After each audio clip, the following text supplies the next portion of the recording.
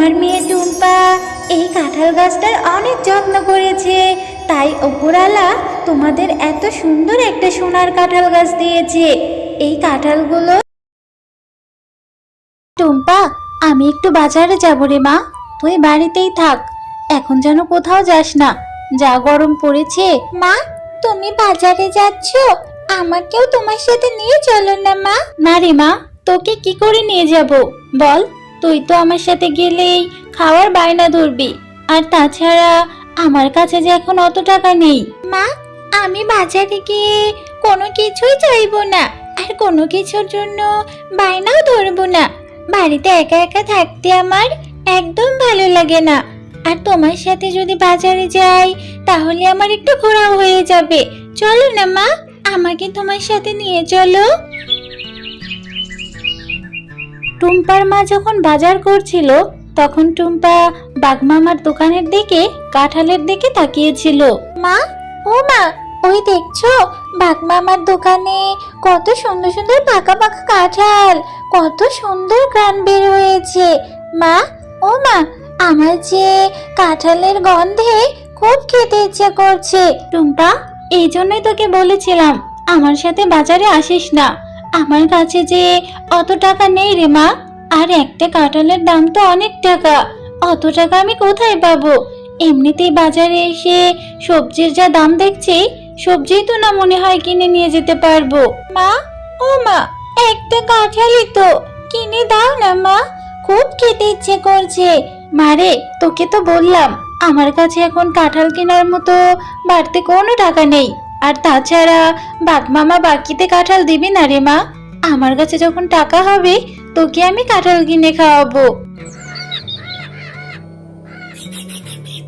আচ্ছা মা, তুমি আমাকে বলো তো একটা কাঁঠালের দাম কত টাকা? কেন রে মা টুম্পা, তুই হঠাৎ কাঁঠালের দাম জিজ্ঞেস করছিস যে? কাঁঠালের দাম শুনে তুই কি করবি? আর তাছাড়া একটা পাকা কাঁঠালের দাম 200 টাকা। মা, তুমি যে আমাকে প্রতিদিন স্কুলে যাওয়ার সময় কিছু করে টাকা দিতে, সেই টাকাগুলো আমি না খেয়ে জমিয়েছি। কি বলছিস রে মা টুম্পা, তুই কি না আবার সেই টাকাগুলো জমিয়েছিস? হ্যাঁ মা, তুমি যে আমাকে প্রতিদিন টাকা দিতে, সেগুলো আমি অল্প অল্প করে জমিয়েছি। দাঁড়াও, তোমার বিশ্বাস হচ্ছে না তো আমি এখনই টাকাগুলো এনে দিচ্ছি তোমাকে। মা, দেখো তো আমার এই জমানো টাকার মধ্যে 200 টাকা হয় কি না। যদি 200 টাকা হয় তাহলে তুমি আমাকে একটা পাকা কাঁঠাল এনে দিবে মা। আরে মা টুম্পা, এখানে তো দেখছি 200 টাকারও অনেক বেশি টাকা আছে, আর এই টাকাগুলো তুই কিভাবে জমালি রে মা? এই টাকাগুলো জমাতে তো তোর অনেক দিন সময় লেগেছে। মা, আমার এই জমানো টাকা দিয়ে তুমি আমাকে অনেক বড় একটা পাকা কাঁঠাল এনে দিবে, আর সেই কাঁঠালটা আমি মজা করে খাবো। আচ্ছা ঠিক আছে রে মা, আমি আজকেই বাগমামার দোকান থেকে এই টাকা দিয়ে তোর জন্য একটা অনেক বড় কাঁঠাল নিয়ে আসবো, তখন তুই মন ভরে কাঁঠাল খাস রে মা। এরপর টুম্পার মা টুম্পার জমানো টাকা নিয়ে বাগমামার দোকানে কাঁঠাল কিনতে যায়।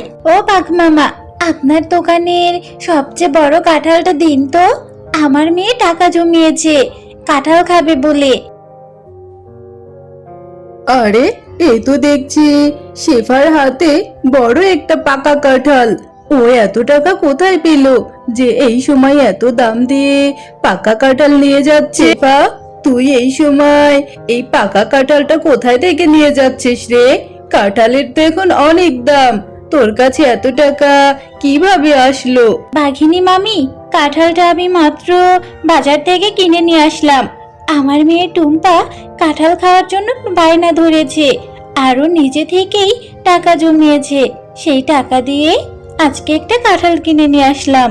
আরে, অনেক দিন হলো পাকা কাঁঠাল খেতে ভারী ইচ্ছে করছে।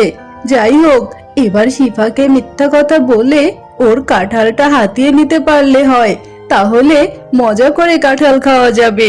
আরে শিফা দাঁড়া, খেয়ে দে তো, দিব্যি ভালোই আছিস। অন্যদিকে তোর বৃদ্ধ মায় কেমন আছে, কি করছে সেটা কি খেয়াল রাখিস? তোর মা তো অনেক অসুস্থ, ঘর থেকে বের হতেই পারছে না। আমার সাথে দেখা হয়েছিল, তোকে তোর মা দেখার জন্য যেতে বলেছে, তোকে নাকি দেখতে চায়। বাঘিনী মামি, এটা আপনি কি বলছেন? আমার মা এতটা অসুস্থ, আমি এক্ষুনি যাচ্ছি। কিন্তু আমার মেয়ে টুম্পা যে এই কাঁঠাল খাওয়ার জন্য খুব শখ করেছে, তাহলে এই কাঁঠালটা আমি কিভাবে দিব? আরে শেফা, তুই চিন্তা করছিস কেন? প্রতিবেশীর বিপদে প্রতিবেশী আসবে না তো কে আসবে? তুই বরং কাঁঠালটা আমার বাড়িতে রেখে যা, আমি একটু পরে তোর মেয়েকে কাঁঠালটা দিয়ে আসবো। যা রে শেফা, তুই বরং তোর মায়ের কাছে যা। বাঘিনী মামি, আপনি খুবই ভালো, আমাকে অনেক বড় একটা উপকার করলেন। আমি এখনই আমার মায়ের কাছে যাচ্ছি। মা, ও মা, তোমার শরীর ভালো তো? তোমার এখন কি অবস্থা মা? তোমার কোথায় খারাপ লাগছে আমাকে বলো।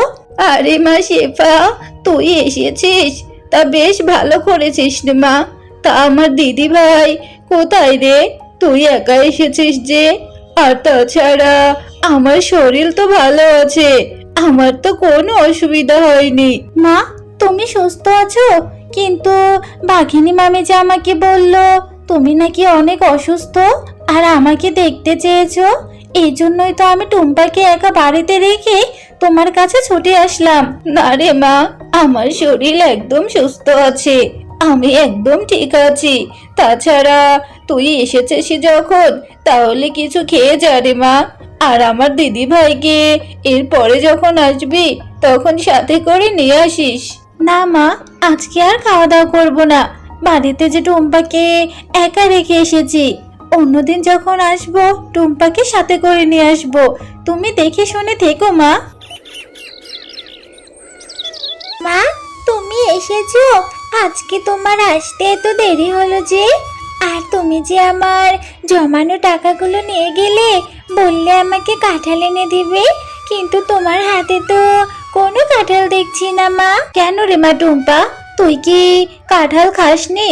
আমি তো সেই কখন বাঘিনী মামির কাছে কাঁঠালটা দিয়ে পাঠিয়েছি তোকে দেবার জন্য। কই মা, আমাকে তো কেউই কাঁঠাল এনে দেয়নি। আর তাছাড়া আমি সেই কখন থেকে উঠোনে বসে আছি তোমার জন্য, যে তুমি কাঁঠাল নিয়ে আসবে আর আমি মজা করে কাঁঠাল খাবো। মারে, বাঘিনী মামি হয়তো আমাকে ঠকিয়ে মিথ্যে কথা বলে কাঁঠালটা ওরা নিজেরাই খেয়েছে রে মা। তুই মন খারাপ করিস না, আমি টাকা জমিয়ে তোকে আবার কাঁঠাল কিনে এনে দিব।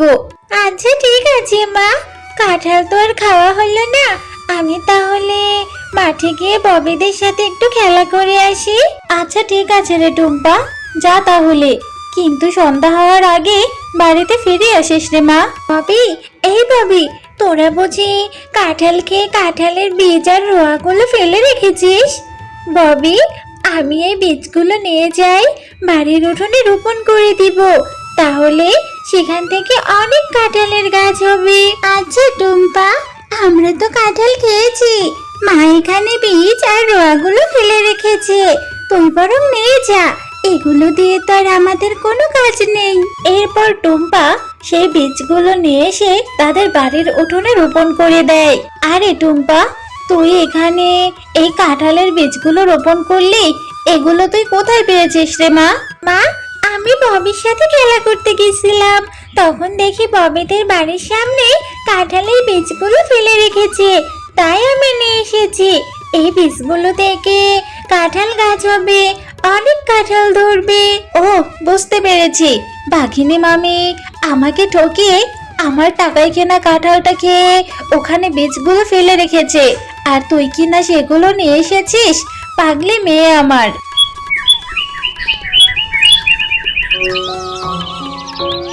মা, দেখো না, এই গাছগুলোতে কত সুন্দর চকচকে কাঁঠাল ধরে আছে, সোনার কাঁঠাল।